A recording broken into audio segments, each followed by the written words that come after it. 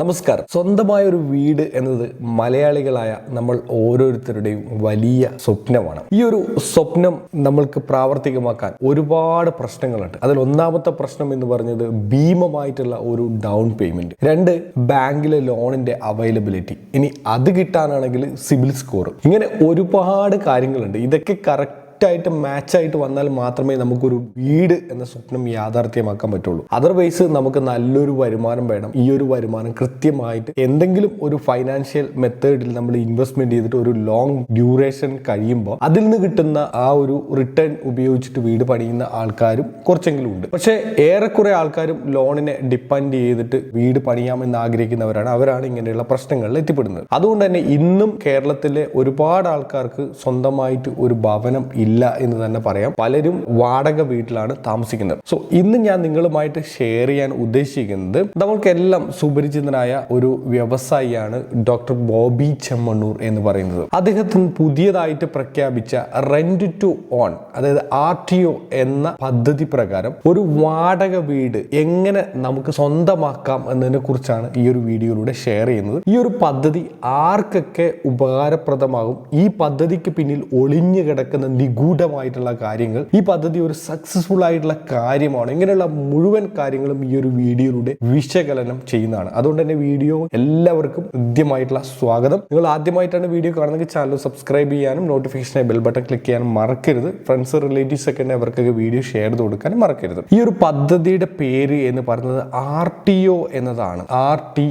RTO എന്ന് പറയുന്ന പദ്ധതി ഒരു പുതിയ ഒരു പദ്ധതി അല്ല ശരിക്കും. കാരണം ഇത് വേൾഡ് വൈഡ് ആയിട്ട് വലിയ രീതിയിലുള്ള സക്സസ് ഉണ്ടാക്കി കോടിക്കണക്കിന് ഡോളറുകൾ സമാഹരിച്ച ഒരു പദ്ധതിയാണ്. പ്രത്യേകിച്ച് അമേരിക്കയിലും യൂറോപ്പിലൊക്കെ ഇത് വളരെ ട്രെൻഡിങ് ആണ്. അതിൽ ഒരു രണ്ട് പ്രധാനപ്പെട്ട കമ്പനിയാണ് ഹോംസ് പാർട്ട്നേഴ്സ് ഓഫ് അമേരിക്ക, അതേപോലെ തന്നെ ഡിവി ഹോംസ്. ഈ രണ്ട് കമ്പനികളും ഈ ഒരു മെത്തേഡ്, അതായത് RTO മെത്തേഡിൽ ബിസിനസ്സുകൾ ചെയ്ത് കോടികൾ സമാഹരിച്ചിട്ടുണ്ട്. കാരണം നല്ല പദ്ധതിയാണ്. ഈ ഒരു പദ്ധതി കൊണ്ട് ഉദ്ദേശിക്കുന്ന മെയിൻലി സാധാരണക്കാരനാണ്. വലിയ കാശുള്ള ആൾക്കാരൊന്നും ഈ പദ്ധതിയിലേക്ക് പോകേണ്ട ആവശ്യമില്ല. ഒരു സാധാരണക്കാരനെ എങ്ങനെ ഈ പദ്ധതിയിലേക്ക് കൊണ്ടുവരാം എന്നതാണ് മെയിൻലി അവർ ഫോക്കസ് ചെയ്യുന്നത്. അതിൽ ഈ പറഞ്ഞ കമ്പനികളെല്ലാം വിജയിച്ചിട്ടുണ്ട്, അതായത് അമേരിക്കയിലും യൂറോപ്പിലുള്ള. അതിനൊരു മോഡലാണ് ബോബി ചെമ്മണ്ണൂർ ഇവിടെ പ്രസന്റ് ചെയ്യാൻ ഉദ്ദേശിക്കുന്നത് എന്നാണ് മനസ്സിലാക്കാൻ പറ്റിയ അദ്ദേഹത്തിന് ഇന്റർവ്യൂവിൽ മനസ്സിലാക്കാൻ സാധിച്ചിട്ടുള്ളത്. ഈ ഒരു പദ്ധതിക്ക് പ്രധാനമായിട്ടും രണ്ട് ഭാഗങ്ങളാണ് ഉള്ളത്. ഒന്ന് നമ്മൾ പറഞ്ഞാൽ റെന്റ് ടു ഓൺ എന്ന് പറയുമ്പോൾ എന്താണ് നിങ്ങൾ എല്ലാവരും ഉദ്ദേശിച്ചിട്ടുള്ളത്? ഞാൻ ഉദ്ദേശിക്കുന്നത്, നിങ്ങൾ ഉദ്ദേശിക്കുന്ന എല്ലാം ഒരേ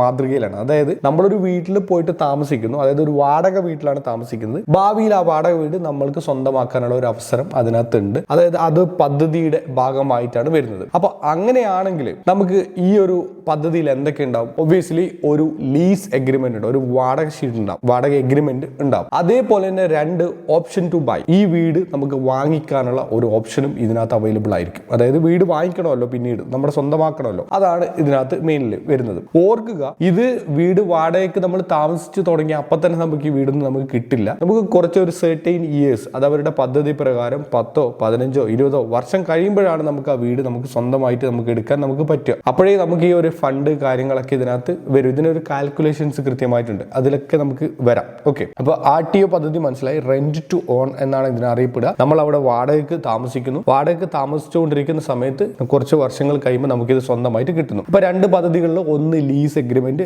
രണ്ട് ഓപ്ഷൻ ടു ബൈ എന്ന് പറഞ്ഞിട്ടുള്ള അടുത്തൊരു സംഭവം കൂടി ഇതിനകത്ത് ഉണ്ട്. അതായത് നമുക്കിത് സ്വന്തമാക്കാനുള്ളത്. ഇനി മെയിൻ ആയിട്ട് നമുക്ക് രണ്ട് കാര്യങ്ങൾ കൂടി മനസ്സിലാക്കി കഴിഞ്ഞാൽ ഇതിന്റെ ഫുൾ ഡീറ്റെയിൽസ് കിട്ടും. ഒന്ന് ഇതിന്റെ പ്രോസും രണ്ട് കോൺസും, ഇതിന്റെ അഡ്വാൻറ്റേജും ഡിസ്അഡ്വാൻറ്റേജും, ഇങ്ങനെ രണ്ട് കാര്യങ്ങളുണ്ടല്ലോ. അപ്പൊ അത് രണ്ട് കാര്യങ്ങൾ നമുക്ക് മനസ്സിലായി. ഇതിന് ഗുണങ്ങൾ ആദ്യം തന്നെ നമുക്ക് മനസ്സിലാക്കാം. ഒന്നാമത്തെ ഇതിന്റെ ഗുണം എന്ന് പറയുന്നത് നമുക്കൊരു വലിയ ഡൗൺ പേയ്മെന്റ് വേണം. നിലവിൽ വീട്, ഒരു സ്വന്തമായിട്ട് ഒരു വീട് പണിയണമെങ്കിൽ അല്ലെ, ലാൻഡ് വേണം, ഒരു ഡൗൺ പേയ്മെന്റ് വേണം. ആ പേയ്മെന്റ് ഉണ്ടായി കഴിഞ്ഞാൽ നമുക്ക് വീട് നമുക്ക് പണിയാൻ പറ്റുള്ളൂ. അല്ലാതെ നമുക്ക് മുഴുവനായിട്ടുള്ള പൈസ ബാങ്കിൽ നിന്ന് നമുക്ക് ലോൺ എടുത്തിട്ട് വീട് പണിയാന്ന് പറഞ്ഞാൽ അതൊരിക്കലും നടക്കുന്നതല്ല. നമ്മൾ എന്തെങ്കിലുമൊക്കെ ഒരു എമൗണ്ട് നമ്മൾ ഇൻവെസ്റ്റ്മെന്റ് ചെയ്യണം. അപ്പൊ അത് വലിയൊരു തലവേദനയാണ്. ഈ പറഞ്ഞ RTOനെ സംബന്ധിച്ചിടത്തോളം ഡൗൺ പേയ്മെന്റ് വേണ്ട, നമ്മൾ ഒന്നും കൊടുക്കേണ്ട ആവശ്യമില്ല വീട് സ്വന്തമാക്കാൻ. അതൊരു ഗുണമാണ് അല്ലെ. അപ്പൊ ഏറ്റവും വലിയ അഡ്വാൻറ്റേജ് എന്ന് പറയുന്നത് ഡൗൺ പേയ്മെന്റ് വേണ്ട എന്നത് തന്നെയാണ്. അതേപോലെ തന്നെ ഇതിനകത്ത് ഡൗൺ പേയ്മെന്റ് വേണ്ടെങ്കിലും ഇതിനകത്ത് ഓപ്ഷൻ ടു ബൈ എന്ന് പറഞ്ഞ അതിനകത്ത് ഒരു ഓപ്ഷൻ ഫീസ് നമ്മൾ നൽകേണ്ടതായിട്ടുണ്ട്. എന്താണ് ഓപ്ഷൻ ഫീസ്? അതായത് ഈ ഒരു വീടിന് ഒരു വില നിശ്ചയിച്ചിട്ടുണ്ടാവും ഈ ഒരു കമ്പനി. ആ കമ്പനി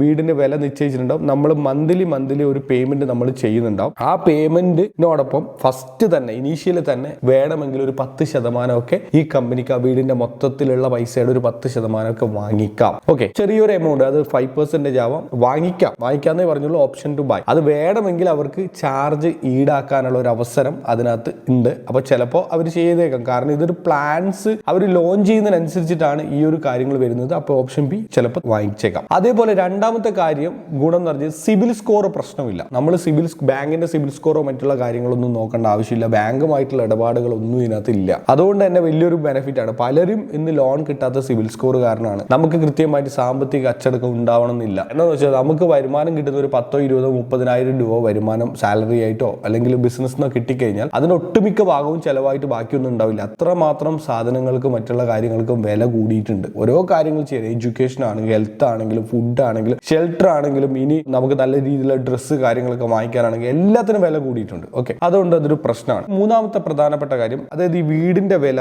നമ്മൾ 5-10 വർഷം കഴിഞ്ഞിട്ടായിരിക്കും ഈ വീട് നമുക്ക് സ്വന്തമായിട്ട് കിട്ടുക. അതുവരെ നമ്മൾ വാടക താമസിക്കുന്നത്. ആ സമയത്ത് എത്രയാണ് അവർ പറഞ്ഞ ഡ്യൂറേഷൻ, അതിനുള്ളിൽ വീടിന് എത്ര റേറ്റ് ആവും നിങ്ങളൊന്ന് ചിന്തിക്കും. 20 വർഷം കഴിയുമ്പോൾ നമ്മൾ ഇന്ന് കെട്ടുന്ന 10 ലക്ഷത്തിന്റെ വീടിന് എത്ര വിലയാവും? അന്ന് വലിയൊരു എമൗണ്ട് ആയിട്ടുണ്ടാവും അല്ലേ? എന്നാൽ ഈ വീടിന് നമുക്ക് ഇന്ന് തന്നെ റേറ്റ് ഫിക്സ് ആക്കിയിട്ടായിരിക്കും ഇവർ നമുക്ക് തരിക. ഞാൻ നിങ്ങളോട് 2 കാര്യം പറഞ്ഞു. ഒന്ന് ലീസ് എഗ്രിമെന്റ്, രണ്ടാമത് ഒരു ഓപ്ഷൻ എഗ്രിമെന്റ് കാര്യങ്ങളുണ്ട്. അത് വീട് ഓപ്ഷൻ ടു ബൈ എന്ന് പറഞ്ഞിട്ടുള്ള രീതിയിൽ മറ്റൊരു എഗ്രിമെന്റ്, ഇത്ര സമയം കൊണ്ട് നമുക്ക് വാങ്ങിക്കാൻ പറ്റുന്നു. അപ്പൊ ആ സമയത്ത് തന്നെ ഇനീഷ്യലി തന്നെ നമ്മൾ അവിടെ എൻട്രി ചെയ്യുന്ന സമയത്ത് തന്നെ നമുക്ക് ഈ വീടിന്റെ പ്രൈസ് നമുക്ക് മനസ്സിലാക്കാൻ നമുക്ക് പറ്റും. ഇത്ര ലക്ഷത്തിനായിരിക്കും നമുക്ക് ആ വീട് തരുന്നത്. അപ്പൊ 20 വർഷം കഴിയുമ്പോൾ ആ പൈസക്ക് നമുക്ക് ഈ വീട് നമുക്ക് സ്വന്തമായിട്ട് കിട്ടും. ആ സമയത്ത് ഒരു വീട് പണിയാം, 10 വർഷം കഴിഞ്ഞ് 20 വർഷം കഴിഞ്ഞ് വീട് പണിയാന്ന് വിചാരിച്ചാൽ നമ്മൾ ഇന്ന് എത്രയാണോ വീടിന് സ്പെൻഡ് ചെയ്യുന്നത് അതിന്റെ 10 ഇരട്ടിയോ 20 ഇരട്ടിയോ ആയിട്ട് മാറും. അപ്പോൾ ഒരിക്കലും നമുക്ക് ആ സമയത്ത് വീട് മേടിക്കാൻ പറ്റാത്ത ഒരു അവസ്ഥയിലേക്കാണ് പോകുന്നത്. നമ്മൾ ഗോൾഡ് ഒക്കെ പ്രീ ബുക്ക് ചെയ്യുന്ന പോലെ, അന്നത്തെ പ്രൈസിന് ലോക്ക് ചെയ്യുന്നത് പോലെ നമുക്ക് ഇത് ലോക്ക് ചെയ്യാൻ പറ്റുമെന്നതാണ് മറ്റൊരു അഡ്വാൻറ്റേജ്. അപ്പോൾ വില നേരത്തെ മുൻകൂട്ടി നമുക്ക്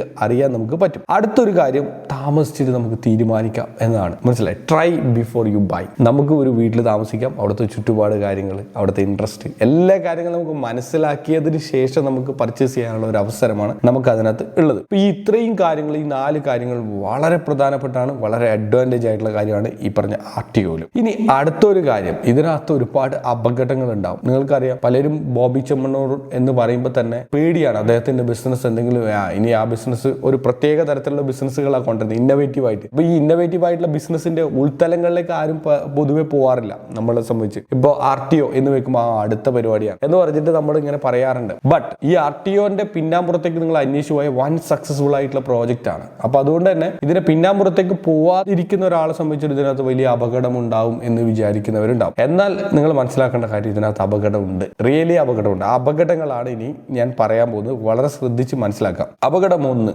അടവ് മുടങ്ങിയാൽ എന്ത് സംഭവിക്കും? ദ ബിഗ്ഗസ്റ്റ് റിസ്ക് ആണ്. നിങ്ങൾ മാസം കൊടുക്കുന്ന പൈസ, അപ്പൊ ഈ റെന്റ് കൊടുക്കാൻ നിങ്ങൾ മുടങ്ങിക്കഴിഞ്ഞാൽ നിങ്ങൾക്ക് പണിയാവും എന്ന് പറഞ്ഞു കഴിഞ്ഞാൽ, ഒന്നാമത്തത് ഇതിനകത്ത് കൃത്യമായിട്ട് ഇപ്പൊ ബാങ്കിന്റെ അടവ് മുടങ്ങിക്കഴിഞ്ഞാൽ ബാങ്ക് നിങ്ങൾക്ക് അഡ്ജസ്റ്റ്മെന്റ് തരും. അപ്പൊ അഡ്ജസ്റ്റ്മെന്റ് തന്നിട്ട് നിങ്ങൾക്ക് പേയ്മെന്റ് അടക്കാം. 2-3 മാസം കഴിഞ്ഞിട്ട് നിങ്ങൾക്ക് പേയ്മെന്റ് അടക്കാം. അത് കഴിഞ്ഞിട്ട് ബാങ്കിന്റെ മാനേജർ നിങ്ങളൊന്ന് അഡ്ജസ്റ്റ് ചെയ്യും. അത് കഴിഞ്ഞിട്ട് മാനേജറിന്റെ കൈവിട്ട് പോയി കഴിഞ്ഞാൽ ഹെഡ് ഓഫീസിൽ നിന്ന് നിങ്ങളെ വിളിച്ചിട്ട് സംസാരിക്കും, അങ്ങനെ കുറച്ച് അടക്കാൻ പറയും. അങ്ങനെ ഇവരെ കൊണ്ട് പരമാവധി ചെയ്യാൻ പറ്റുന്ന അത്രയും ചെയ്യും. അങ്ങനെ 90 ഡേയ്സ് വരെ നിങ്ങൾ അടക്കാതിരുന്ന് കഴിഞ്ഞാൽ എന്ത് ചെയ്യും? ബാങ്കിന്റെ കൈവിട്ട് പോകും. പിന്നെ അവരെന്ത് ചെയ്യും? കോർട്ടിലേക്ക് വിടും. തിരിച്ച് ഞാൻ അടക്കാം, എനിക്ക് കുറച്ച് സാമ്പത്തിക ബുദ്ധിമുട്ട് വന്നു, ഞാൻ ഇത്ര നാൾ കൊണ്ട് അടക്കാമെന്ന് കോർട്ടിൽ പറഞ്ഞ് കോർട്ടിൽ നിന്ന് നിങ്ങൾക്ക് ഒരു അഡ്ജസ്റ്റ്മെന്റ് കാര്യങ്ങളൊക്കെ ചെയ്തു തരും. അപ്പൊ അങ്ങനെ ഒരു ഓപ്ഷൻ കൂടി ഉണ്ട്. നിങ്ങൾക്ക് ഒരാളെ പോയിട്ട് നിങ്ങൾക്ക് കണ്ട് കുറച്ച് സമയം സാവകാശം കാര്യങ്ങൾ തരും. ബട്ട് ഇവിടുത്തെ കേസിൽ ബോബി ചെമ്മണ്ണൂർ സാവകാശം നിങ്ങൾക്ക് തരാനൊന്നും നിൽക്കില്ല. നിങ്ങൾ പൈസ അടച്ചില്ല, മന്ത്ലി കൊടുക്കേണ്ട റെന്റ് നിങ്ങൾ കൊടുത്തില്ല, 1, 2, 3 അത് എഗ്രിമെന്റ് കൃത്യമായിട്ട് എഴുതി വെച്ചിട്ടുണ്ടാവും. നിങ്ങളോട് വിട്ടോ, നിങ്ങൾ എന്താ കിടക്കയും വെട്ടിയൊക്കെ ആയിട്ട് വന്ന് നിങ്ങൾ നേരെ തിരിച്ചു വെക്കോ. കാരണം റെന്റ് തരാത്തവനെ എന്തിനാണ് അവിടെ റൂമിൽ ആവശ്യം? അത് എഗ്രിമെന്റിൽ എഴുതിയിട്ടുണ്ട്. അപ്പൊ അതൊരു ബിഗ്ഗസ്റ്റ് റിസ്ക് ആണ്. കൊടുക്കാൻ പറ്റുന്നവൻ മാത്രം, അത്യാവശ്യം വരുമാനം ഉള്ളവൻ മാത്രം ചെയ്യുക. വരുമാനം ഇല്ലാത്തവൻ എന്തായാലും പണി കിട്ടുമെന്നതിൽ തർക്കമില്ല. പിന്നെ പ്രത്യേകിച്ചിട്ട് ഇതിനകത്ത്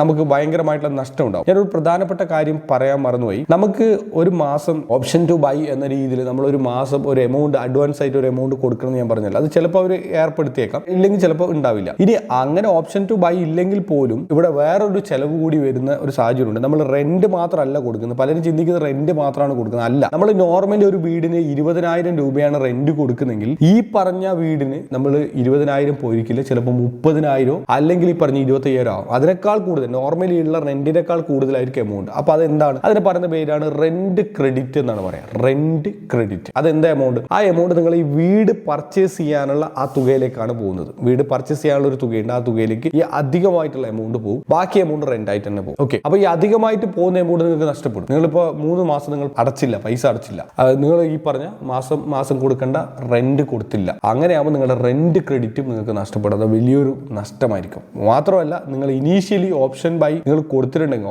ഓപ്ഷൻ കൊടുത്തിട്ട് നിങ്ങൾ എന്ത് ചെയ്ത് എമൗണ്ട് അഡീഷണൽ ആയിട്ട് ഒരു അഡ്വാൻസ് തുക കൂടി കൊടുത്തിട്ടുണ്ടെങ്കിൽ ആ എമൗണ്ട് നിങ്ങൾക്ക് നഷ്ടപ്പെടും. ഇതിനകത്ത് ബിഗ്ഗസ്റ്റ് റിസ്ക് ഇതിനകത്ത് ഈ പറഞ്ഞ അടവ് മുടക്കുന്ന കാര്യമാണ്. അടുത്തത് മൊത്തത്തിലുള്ള ചെലവ്. ഇപ്പോൾ ഒരു ബാങ്ക് ലോണുമായിട്ട് RTO നിങ്ങൾ കാൽക്കുലേറ്റ് ചെയ്ത് RTO ഭയങ്കരമായിട്ട് ചെലവ് കൂടുതലാണ്. എന്തുകൊണ്ടെന്ന് വെച്ചാൽ അതായത് മൊത്തത്തിലുള്ള ചെലവ് കൂടുതലായിരിക്കും ബാങ്ക് ലോണിനെ കമ്പയർ ചെയ്യുമ്പോൾ. കാരണം ഇതിനകത്ത് ഒരു ഓപ്ഷൻ ബൈ എന്ന് പറഞ്ഞിട്ട് ഇനീഷ്യലി ഒരു അഡ്വാൻസ് കൊടുക്കണം, അതുപോലെ റെന്റ് ക്രെഡിറ്റ് കൊടുക്കണം, പിന്നെ അതുപോലെ തന്നെ റെന്റ് കൊടുക്കണം. അങ്ങനെ എല്ലാം കൂടിയിട്ട് ഒരു എമൗണ്ട്, വലിയൊരു എമൗണ്ട് നിങ്ങൾക്ക് ആവും. ഇപ്പൊ ബാങ്കിൽ നിന്ന് ലോൺ എടുക്കുന്നതുമായിട്ട് ഇതിനെ കമ്പയർ ചെയ്യുമ്പോൾ ബാങ്ക് ലോൺ തന്നെയാണ് ബെറ്റർ. സോ എന്തിനാണ് അപ്പോൾ ഇതെടുക്കണം? ഇത് സാധാരണക്കാരന് ബാങ്കിൽ പോയിട്ട് ലോൺ എടുക്കാനുള്ള അവകാശം ഇല്ല. കാരണം വെച്ചാൽ അവകാശം ഇല്ല എന്ന് പറഞ്ഞാൽ അതിന്റെ കാരണം പറഞ്ഞ സിബിൽ സ്കോർ ഇല്ല, കൃത്യമായിട്ടുള്ള വരുമാനം ഇല്ല. ബാങ്കിൽ നിന്ന് ലോൺ കിട്ടാൻ എന്തൊക്കെ വേണം നിങ്ങൾക്ക് അറിയാമല്ലോ. രണ്ട് കാര്യങ്ങളാണ് വേണ്ടത്. 2 കാര്യങ്ങളില്ല ലോൺ ഒരിക്കലും കിട്ടില്ല. ഒന്നാമത്തെ കാര്യം വരുമാനം, ഇൻകം സർട്ടിഫിക്കറ്റ്. അതിനൊന്നെങ്കിൽ ഇൻകം ടാക്സ് ഫയൽ ചെയ്യണം, അല്ലെങ്കിൽ നിങ്ങളുടെ വില്ലേജ് ഓഫീസിൽ നിന്ന് അയാൾ എഴുതി തരണം, വില്ലേജ് ഓഫീസർ ഇത്ര നിങ്ങൾക്ക് വരുമാനം ഉണ്ടെന്ന്. അതായത് അത്രയും വലിയൊരു എമൗണ്ട് നിങ്ങൾക്ക് ലോൺ തരണം, അതിന് ആനുപാതികമായിട്ടുള്ള വരുമാനം ഉണ്ടെന്ന് പറഞ്ഞിട്ട് വില്ലേജ് ഓഫീസർ എഴുതി തരണം. ഈ 2 സാധനങ്ങൾ നമുക്ക് വേണം. ഇതില്ലെങ്കിൽ കിട്ടില്ല.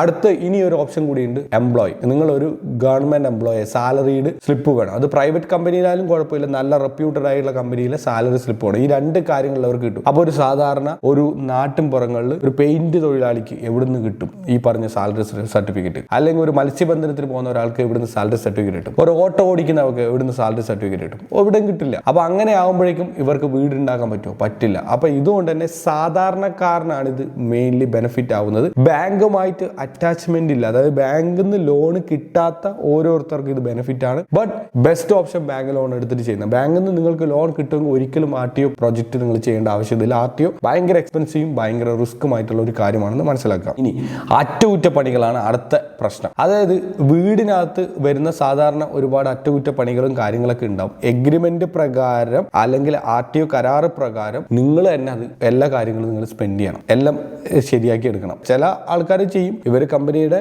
റൂൾസ് ആൻഡ് റെഗുലേഷൻസ് എങ്ങനെയാണെന്ന് അറിയില്ല. ചിലപ്പോൾ കമ്പനി തന്നെ ചെയ്യുമായിരിക്കും, ചിലപ്പോൾ നിങ്ങൾ തന്നെ ചെയ്യേണ്ടി വരും. വീടിന്റെ അറ്റകുറ്റപ്പണികളൊക്കെ നിങ്ങൾ ചെയ്യണം, നിങ്ങൾ തന്നെയാണ് ചെയ്യേണ്ടതാണ്. അതിന്റെ ഒരു നോർമലി ഉള്ള അല്ലെങ്കിൽ ഇതുവരെ ചെയ്തിട്ടുള്ള പ്രോജക്റ്റുകളിൽ നിന്നൊക്കെ മനസ്സിലാക്കാൻ പറ്റിയ, കമ്പനികളിൽ നിന്നൊക്കെ മനസ്സിലാക്കാൻ പറ്റിയിട്ടുള്ളത്. അടുത്തത് കരാറിലെ ചതിക്കുഴികളാണ്. കരാറിന്റെ ടേംസ് ആൻഡ് കണ്ടീഷൻ കൃത്യമായിട്ട് വായിച്ചു നോക്കണം. ഒരു ചെറിയൊരു പോയിന്റിൽ നിങ്ങൾക്ക് എവിടെയെങ്കിലും ട്രാപ്പ് വന്നേക്കാം. അപ്പൊ അതുകൊണ്ട് കൃത്യമായിട്ട് നിങ്ങൾ ഇങ്ങനെ ഒരു കരാർ ഉണ്ടാക്കുന്നുണ്ടെങ്കിൽ നിങ്ങളുടെ അഡ്വക്കേറ്റിനെ കോൺടാക്ട് ചെയ്തിട്ട് അവരോട് കൃത്യമായിട്ട് വായിച്ച് എന്തെങ്കിലും ഇതിന് എനിക്ക് കൊടുക്കുന്നുണ്ടോ, എനിക്ക് വീട് കിട്ടാതാവോ, എന്നെ ചവിട്ടി പുറത്താക്കുവോ, എന്തെങ്കിലും പ്രശ്നങ്ങളുണ്ടോ, എല്ലാ കാര്യങ്ങളും നോക്കാം. അടുത്ത 5ാമത്തെ ഒരു പ്രശ്നം എന്ന് പറഞ്ഞത്, വീട് വാങ്ങാൻ പറ്റിയില്ലെങ്കിൽ, നിങ്ങൾക്ക് ആ കറക്റ്റ് സമയത്തിനുള്ളിൽ വീട് വാങ്ങിക്കാൻ നിങ്ങൾക്ക് പറ്റിയില്ലെങ്കിൽ നിങ്ങളെല്ലാ പൈസയും നിങ്ങളുടെ പോകും. മൊത്തം റെന്റ് ക്രെഡിറ്റ് പോകും, ഓപ്ഷൻ ബൈക്ക് ഇനീഷ്യലായിട്ട് കൊടുത്ത നിങ്ങളുടെ പൈസ പോകും, എല്ലാ എമൗണ്ട് നിങ്ങൾക്ക് നഷ്ടപ്പെടും. അതാണ് ഇതിന്റെ ഏറ്റവും വലിയ പ്രശ്നം. അപ്പൊ അധികമായിട്ട് അടക്കുന്ന ഈ തുകയെല്ലാം റിസ്കിലേക്കാണ് പോകുന്നത്. ആ റിസ്ക് കൃത്യമായിട്ട് അവരുമായിട്ട് നല്ല സൗഹൃദത്തിലല്ല എന്നുണ്ടെങ്കിൽ അത് നമുക്ക് പണി കിട്ടാനുള്ള സാധ്യതയുണ്ട്. അപ്പൊ എല്ലാ കാര്യങ്ങളും കൃത്യമായിട്ട് ചെയ്യുക, അഡ്വക്കേറ്റിനെ കൊണ്ടുപോയി കാണിച്ചതിന് ശേഷം മാത്രം ചെയ്യാം. അപ്പൊ റെന്റ് ടു ഓൺ എന്ന് പറഞ്ഞത് ബാങ്ക് ലോൺ കിട്ടാത്തവര്, സിവിൽ സ്കോർ ഇല്ലാത്തവര്, ഡൗൺ പേയ്മെന്റ് ഒന്നും കൊടുക്കാൻ അങ്ങനെ പൈസയൊന്നും ഇല്ലാത്തവർക്ക് RTO ബെറ്റർ ഓപ്ഷൻ ആണ്. ഈ ഓപ്ഷൻ ബാങ്ക് ലോൺ നിങ്ങൾക്ക് കിട്ടും, സിവിൽ സ്കോർ നിങ്ങൾക്ക് ഉണ്ട്, ജോലിയുണ്ട്, എല്ലാ കാര്യങ്ങളും ഉണ്ടെങ്കിൽ തീർച്ചയായിട്ടും ബാങ്ക് ലോൺ ആണ് ബെറ്റർ എന്നാണ് എനിക്ക് ഇതിനകത്ത് പറയാനുള്ള ഫൈനൽ ആയിട്ടുള്ള കാര്യം. താല്പര്യമുള്ളവർ, ഇതൊന്നും ഇല്ലാത്ത ആൾക്കാരായിരിക്കും ഭൂരിഭാഗം പേരും, അങ്ങനെയുള്ളവർ RTO ട്രൈ ചെയ്യുമ്പോൾ നിങ്ങളുടെ അഡ്വക്കേറ്റിനെ വഴി കോൺടാക്ട് ചെയ്ത് ചെയ്യാം. പിന്നെ അവരുടെ ഡീറ്റെയിൽ ആയിട്ടുള്ള പദ്ധതി വരുമ്പോൾ മാത്രമേ നമുക്ക് ഇത് അറിയാൻ പറ്റുള്ളൂ. ഇത് ഇപ്പൊ ഞാൻ ഈ പറഞ്ഞ കാര്യങ്ങൾ ഇന്റർനാഷണൽ ലെവലിൽ വൻ സക്സസ്ഫുൾ ആക്കിയിട്ടുള്ള, ഇപ്പൊ യൂറോപ്പിൽ അമേരിക്കയിലൊക്കെയുള്ള കമ്പനികൾ ചെയ്ത മാതൃകയിൽ നിന്ന് എടുത്തിട്ടുള്ള പോയിന്റുകളാണ് ഷെയർ ചെയ്തിട്ടുള്ളത്. ബോച്ചയുടെ പദ്ധതി, ബോച്ച ഹോംസ് എങ്ങനെയാണ് ചെയ്യുന്നത് നമുക്ക് ഇതുവരെ ഇൻഫർമേഷൻ അവൈലബിൾ അല്ല. അതിന്റെ ഇൻഫർമേഷൻ വരുന്ന മുറയ്ക്ക് തീർച്ചയായിട്ടും ഒരു അപ്ഡേറ്റഡ് ആയിട്ടുള്ള വീഡിയോ ഞാൻ ചെയ്യുന്നതായിരിക്കും. ഇനി നിങ്ങളുടെ കയ്യിലാണ്, നിങ്ങളാണ് പറയേണ്ടത് ഈ ബോച്ച ഹോംസ് ജെന്യൂൻ ആണോ, ഈ ബോച്ച ഹോംസ് കൊണ്ട് ആൾക്കാർക്ക് ബെനിഫിറ്റ് ആണോ, എന്തെങ്കിലും പ്രശ്നങ്ങൾ ഉണ്ടാവോ, നിങ്ങളുടെ വിലയേറിയ അഭിപ്രായങ്ങൾ ഈ വീഡിയോ കീഴിൽ കമന്റ് ചെയ്യുക. അത് ഒരുപാട് ആൾക്കാർക്ക് സപ്പോർട്ടാവും. നിങ്ങളുടെ ഫ്രണ്ട്സ്, റിലേറ്റീവ്സ്, കൊളീഗ്സ് ഒക്കെ ഇങ്ങനെയുള്ള വീട് കാര്യങ്ങളൊക്കെ നോക്കുന്നുണ്ടെങ്കിൽ അവർക്ക് ഈ വീഡിയോ ഒന്ന് ഷെയർ ചെയ്ത് കൊടുക്കാൻ മറക്കരുത്. ഇത് നല്ലൊരു ബോച്ചയ്ക്ക് മാത്രമല്ല, നിങ്ങളിൽ ആർക്കെങ്കിലും ഈ വീടുമായി ബന്ധപ്പെട്ട് പണികൾ കാര്യങ്ങളൊക്കെ ചെയ്യുന്നവർക്ക് നിങ്ങൾക്ക് തുടങ്ങാൻ പറ്റുന്ന ഒരു ബിസിനസ് മോഡൽ കൂടിയാണ് എന്ന് മനസ്സിലാക്കുക. സോ മറ്റൊരു മികച്ച വീഡിയോ ആയിട്ട് നമുക്ക് നാളെ കാണാം. സുനീഷ് ഓടി സൈനിങ് ഓഫ്. ബൈ.